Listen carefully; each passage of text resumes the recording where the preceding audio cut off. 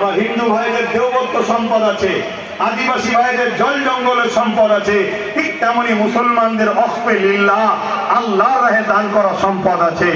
অতএব কিয়ামত কঠিন দিন হবে, মৃত্যু তো অবশ্যই সবার হবে।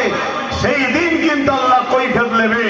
এ ভারতের মুসলমান, এ পশ্চিম বাংলার মুসলমান, যখন আমার মসজিদকে তালা মারা হয়, আমার নবীর ঘর মাদ্রাসাকে যখন জঙ্গির আতুর ঘর বলা হয়, তোমরা কি করছিলে বলো?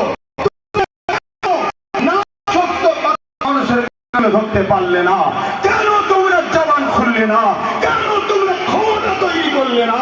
তোমাদের পাওয়ার দিয়েছিলাম, তোমরা নিজেরা সংগঠিত হলে পাওয়ার তৈরি করলে না কেন?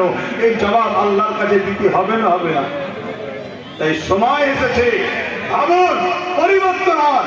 বিশেষ করে মালদা জেলা, মুর্শিদাবাদ জেলা খারাপ নেবেন না, আপনাদেরকে কিন্তু বেশি টার্গেট করে, খারাপ নেবেন না, বেশি টার্গেট করে। দেখছেন না মিডিয়া গুলো খুলে, দেখছেন না? দেখেন